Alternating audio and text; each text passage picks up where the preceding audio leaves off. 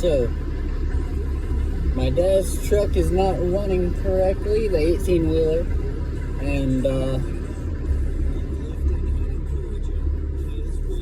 I'm taking chains in case I gotta pull them out.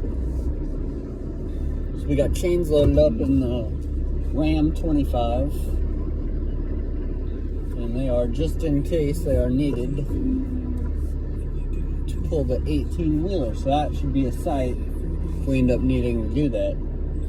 Not gonna lie, I kind of want to see that for myself. This little Ram 25 pulling an 18-wheeler down the road. I think that would be pretty cool. So, yeah, we'll get up there and we'll see if 18-wheeler needs some jerking around.